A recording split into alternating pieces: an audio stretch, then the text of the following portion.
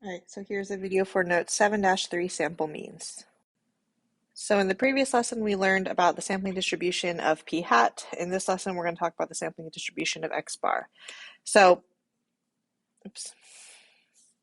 the sampling distribution, remember, sampling distribution is a distribution of statistics taken from a sample of a certain size.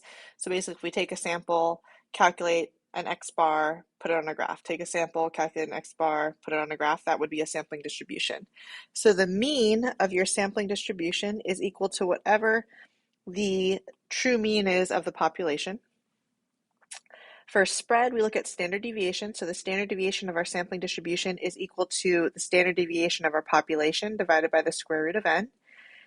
And lastly, we know that the shape is approximately normal if our sample size is greater than or equal to 30, or if our sample was drawn from a normally distributed population. So for this particular lesson, I do want to differentiate between mu of x bar, which is the mean of our sampling distribution, whereas mu is the mean of our population. So you can think of a sampling distribution as being a distribution of statistics. The mean of that is the mean of all of those statistics, whereas mu is the mean of the population. Same thing with spread. Sigma of x bar is the mean of our sampling distribution, or the standard deviation of our sampling distribution, whereas sigma is the standard deviation of our population. In terms of conditions, the independent and the random condition are exactly the same as the conditions for proportions. The independent condition states that the population is larger than 10 times the size of our sample, which we can check by doing big N is greater than or equal to 10 times n, little n. And then our random condition, it usually needs to be stated in the problem. The one condition that's different for means is the normal condition. So the normal condition is the sample has to be greater than or equal to 30. So we check that by doing this. Or your sample can be drawn from a normally distributed population. If it's drawn from a normally distributed population, you don't have to worry about the sample size. All right, so looking at this first example, it says suppose that in a large population of able-bodied college men, the time to run a mile has a mean of mu equals 7.11 minutes and a standard deviation of sigma of 0.739 minutes.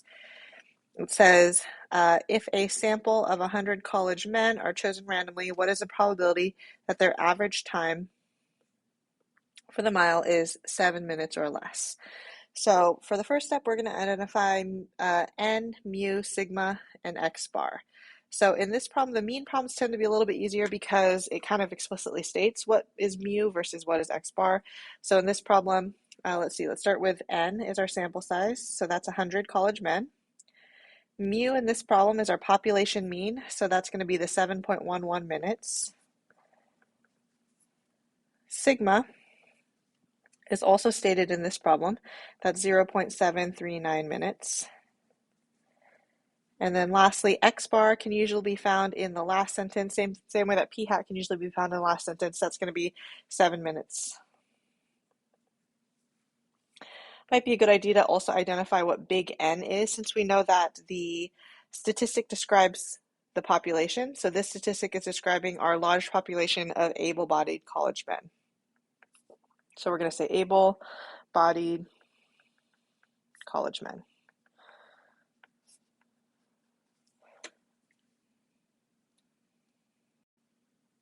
Okay, so now we're going to do step 2. So step 2 is the same as for proportions. The formulas are a little different. We're going to find the center and the spread. So the mean of our sampling distribution is equal to whatever mu is, and we know that mu is 7.11 minutes. And then for our standard deviation, we're going to have to calculate that. So we're going to do sigma over the square root of n. So sigma is 0.739 over the square root of 100. Well, that's going to give us 0.0739. So the standard deviation of our sampling distribution is 0.0739, and the mean is 7.11 minutes. Step 3, we're checking our conditions. So the independent condition is the same as it was for proportion, so we need to figure out what big N is, and in this case, we defined it in step 1. So big N is all able-bodied college men.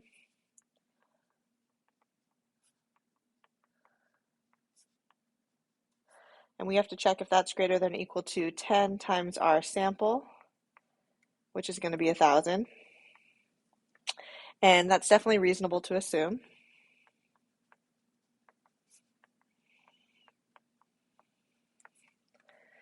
For the normal condition, our sample size either needs to be greater than or equal to 30 or our population is normally distributed. Well, our sample size we know is 100, and that's definitely greater than or equal to 30, so we're good. So we're going to say that our distribution is approximately normal. Lastly, the random condition, we look for anything stating that the sample was drawn randomly, and it was. So we're going to say the randomness is stated.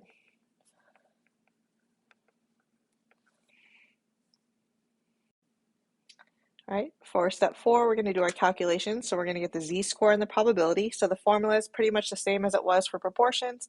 However, we're using x bar instead of p hat. So it's going to be x bar minus the center divided by the spread. So x bar minus the mean of our sampling distribution divided by our standard deviations. So remember, these two things can be found in step 2.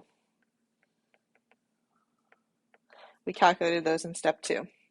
So x bar is going to be 7 minus 7.11 divided by 0.0739. So when we put that in our calculator, we get negative 1.49, and that's going to be z.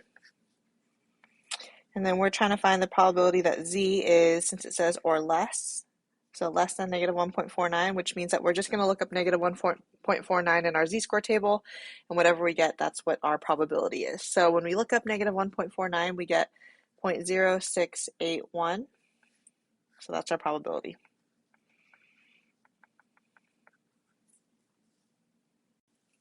So lastly, to answer in context, I'm just going to do this verbally. I don't really feel like writing it, so we're going to say the probability that the average time for a sample of 100 college men, or I should say the average mile time for a sample of 100 college men is 7 minutes or less is 0.0681. So again, the probability that the average mile time for a sample of 100 college men is 7 minutes or less is 0.0681. So we do need to make sure we have that language of that we're looking at the average time of a sample of 100 college men. It's not just the average time, but it's an average time of the sample.